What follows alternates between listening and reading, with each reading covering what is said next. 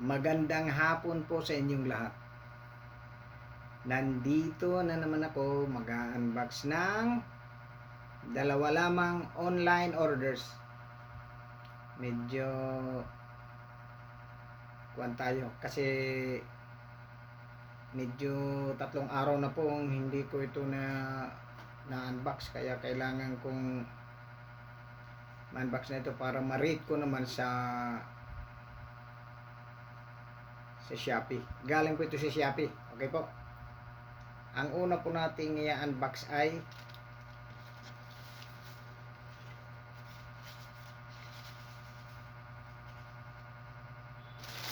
ito. Tingnan niyo po. Seal.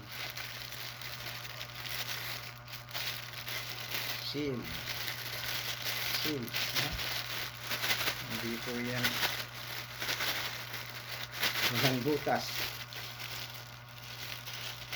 Medyo nabura na ng konti, pero 3 araw pa lang naman to.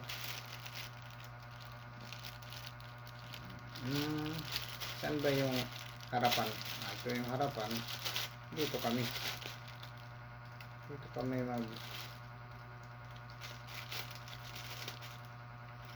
magbabawas ng mabilisan lang ito ngayon. Dalawa lang ito. Pakita ko muna sa iyo. Mamaya i-explain ko ito kung ano ito.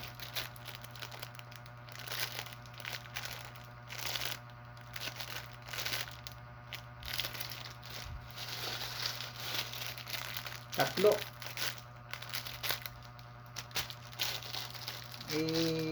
Mayroon siya ditong, tingnan nyo, ano ko kung mababasa niya, baligtad kasi.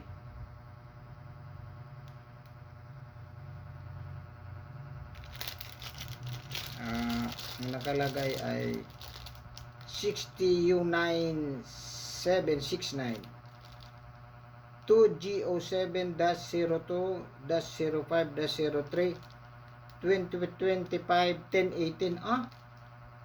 Bago to 10-25, October 25.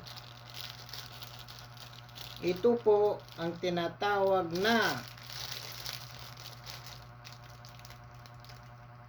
plumbing leak proof convenience gasket. Plumbing leak proof convenience gasket. Parang kung ito, leak proof faucet, seal, washer, gasket, 1/2 inch thread. Yung kanyang pinaka thread niya dito 1/2 inch. Gusto ko itong makita kung ano bang ano ba ito. Sisirain ko na para kung ano siya ayun, ay sus, nasira ko na nga ito po yung itsura niya. Tingnan mo.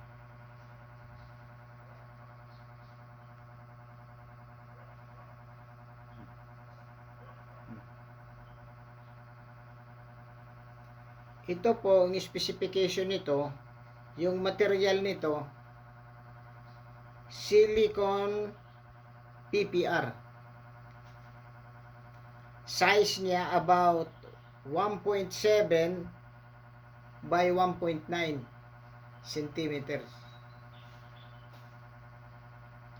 Tapos yung pressure niya, kasi gasket ito nagsisil ito sa tubig, pressure ng galing prime water na source, nasa 5 to 8 kilograms per centimeters squared. Per cubic meter yun. Installation niya madali lang. Directly plug ito. Ibig sabihin nito, Kung mayroon kang tubo,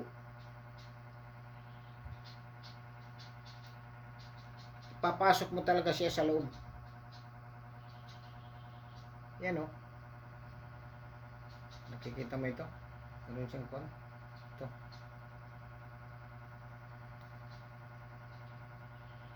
Ang sabi dito sa application niya, scope of application, DN15 internal threaded teeth,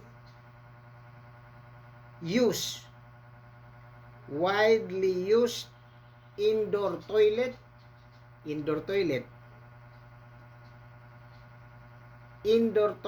corner valve,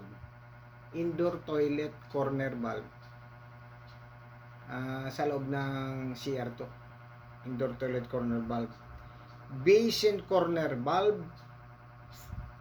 faucet yung sa gripo, kitchen basin corner valve dun sa sink, pinaka sink dun, pwede mo rin magamit yung pag sa sink kung mayroong gagamit ka ng tubo na dimedya at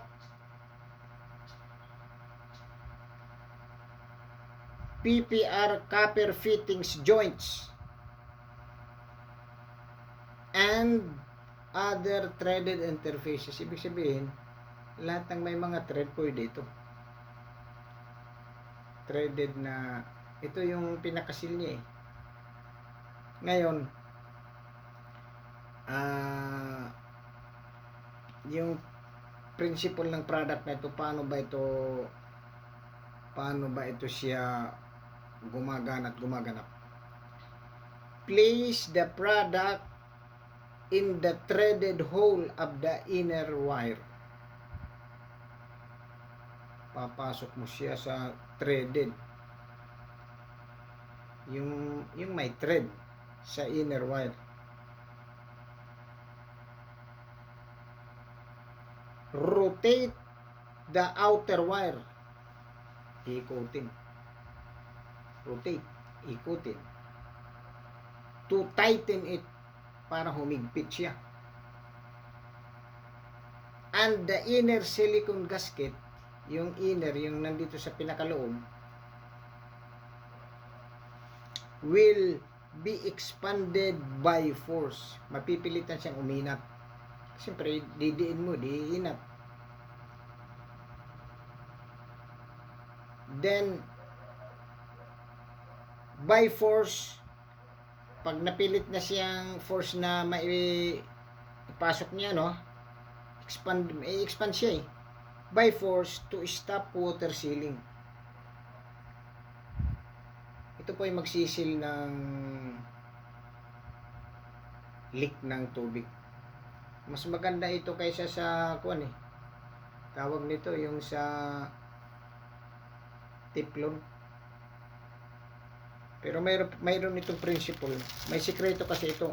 Pag unang gawa mo rito, malamang hindi mo maipasok to. Kasi nga medyo siya. Siyempre mahina. Yun lang. Wala namang iba. Pero medyo bago siya. Balik lang muna natin dito. Kasi wala pa akong supot na nabuksan ko yung isa eh. Baka hindi bilangin ko muna yung nasa loob kung ilan ba yung nasa loob nandito. 1, 2, 3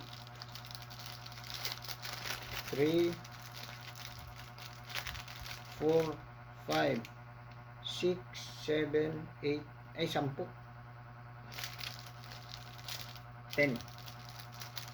sa isang pack 10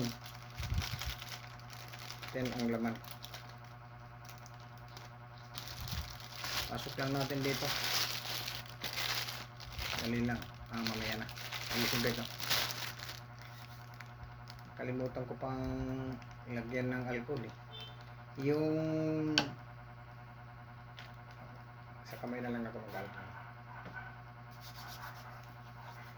Ang pangalawa kong i-unbox ay medyo Parang vintage ang dating nito eh. Vintage ang dating. Tingnan niyo po. Ito rin, kailangan ko na itong i-unbox kasi gusto nang ma-rate ito eh.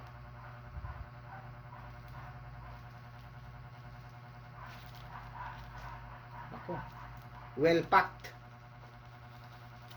Paano natin umpisa nito? Saan tayo mag-uumpisa ng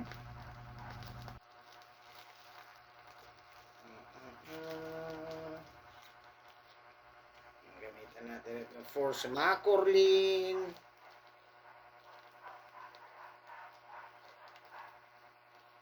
Hanap lang tayo dito ng kunting dadalihan ito. Yung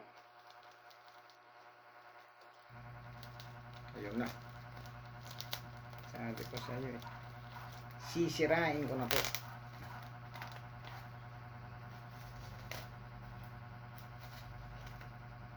Ano kaya ito? Vintage to, parang vintage ito. Eh,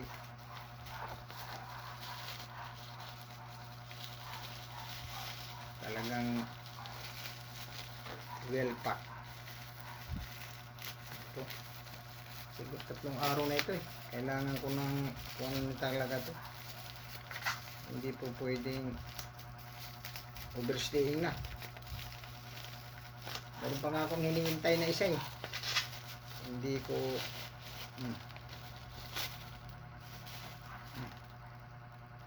Tingnan natin yan dyan. Ito, dito. Lubol-lubol pala to. Hindi ko alam kung may box to ha. Sana mayroon para medyo maganda naman tingnan. Sana mayroon. Marami akong basura dito sa mga online order na to. May box nga siya pero alam mo na. Hindi ko sabihin niya. Siyempre kung na to.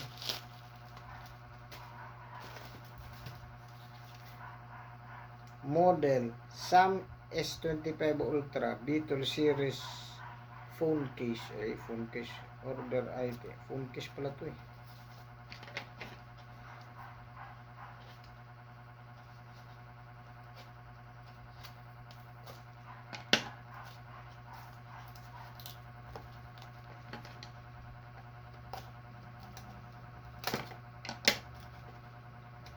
May box din siya. Very good. Hindi naman masyado ito. May box. Tingnan mo po. Yung mga lumang cellphone po ito. Alam niyo po kung bakit ako bumili nito. Kasi po, medyo mura ito eh. Wala pang 500 pesos to. Tsaka di ka matatakot ito makipag-usap habang nasa labas ka. Ang tawag po dito 2171 Mini Keystone 2 cellphone. 5310 daw ito eh. Keystone 2. Ito po ayon sa description dun sa product dun sa Shopee. Ang tawag dito ay Keyphone 1.4 inch dual SIM 5310 bar B310 super strong signal call and messages. Ang description nito, keypad phone dual SIM. Keypad phone dual SIM. Meron siyang 1.4 inch MP3, MP4 player, FM radio, may FM radio, dual SIM, yun ang kuha niya sa loob, mga specs niya. Facebook, pwede ka mag-Facebook. Bluetooth, may Bluetooth siya. Support TF card, pwede siya lagyan ng card. with charger. May charger daw. Nasa loob siguro yung charger. Yan o.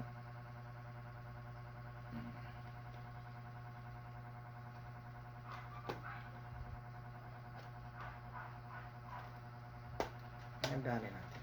Sus. Naalala ko tuloy nung unang ay naku, Samsung.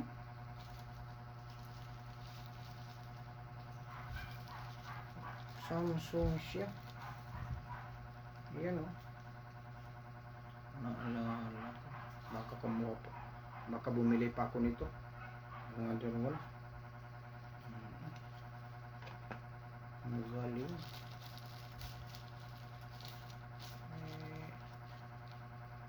Tingnan yan. Yan ang kanyang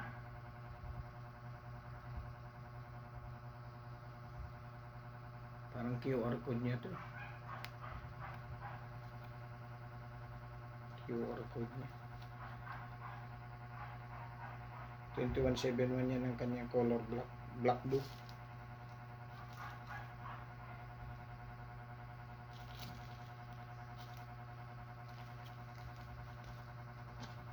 Tingnan natin kung ano pang laman sa loob. Maganda yung kanya. Tingnan yung sa loob niya. Atakin mo ng ganyan. Simple lang. Mayroon dito battery. Ano ba ito? Ito battery.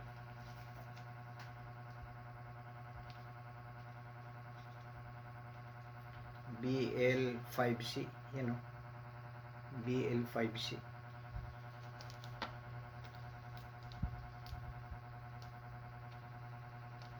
BL5C. Tapos meron siyang sigurado alam ko nito kung ano ito.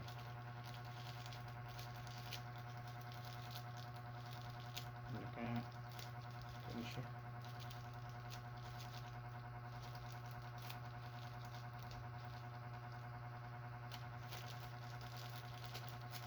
Sisirain ko na siya. Wala na akong no choice. Hindi siya.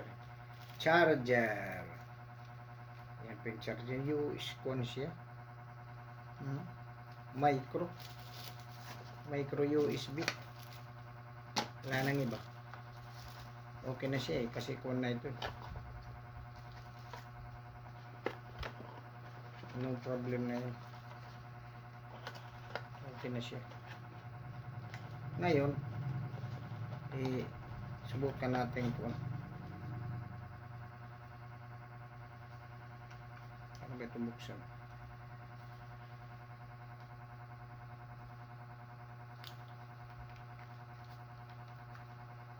Wala.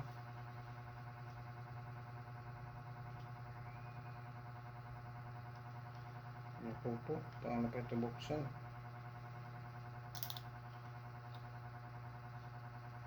Ini-slide lang ata ito eh. Gano'n.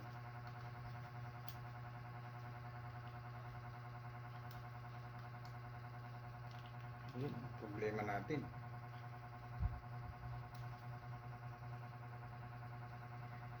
Baka dito ito.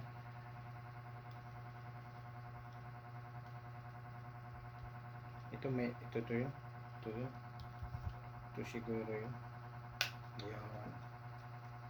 Sinalala ko naman ito. Yan ang mga kon dyan.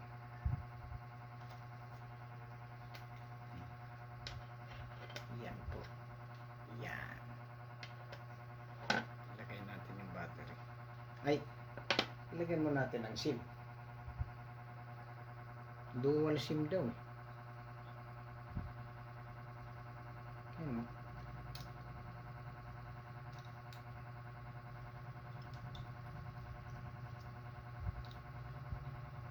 Saan yung isa?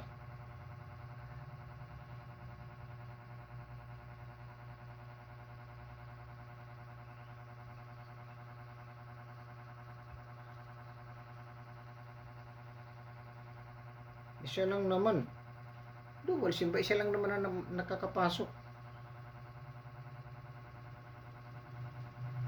Ito TF card to. Ay.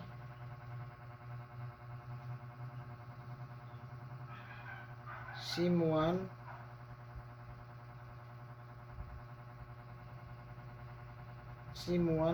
saan kayo itong isang SIM na to? Ito yung TF card to. TF card itong isa. Ito.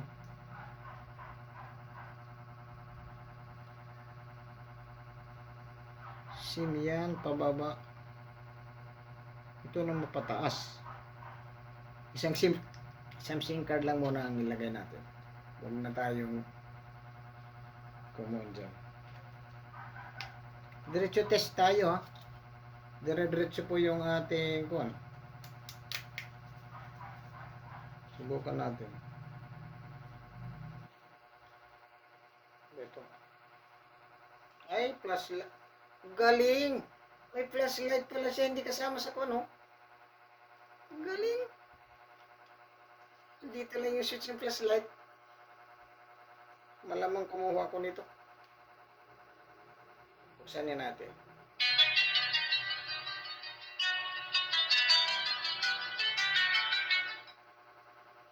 Ayan po. Pumukas niya. New time zone.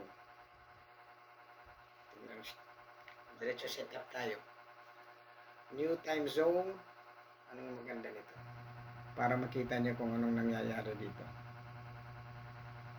Yes.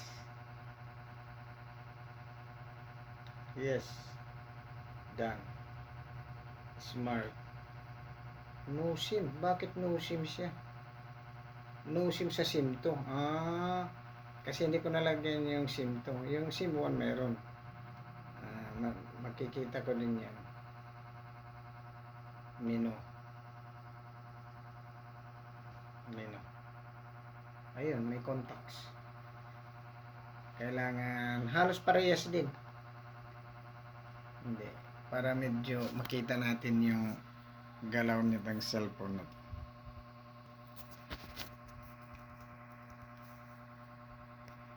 Ito siya eh. Ang kanyang hindi naman may nakalagay na contacts.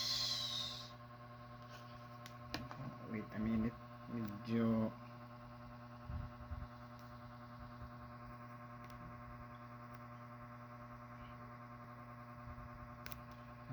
yun nakakabel. Tapos contact, tapos back, tapos asterisk, back muna tayo, asterisk 1, 2, 3 number sign,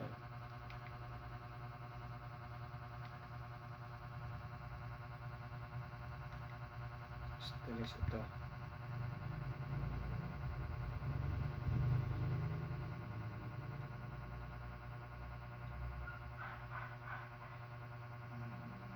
ganda, okay siya.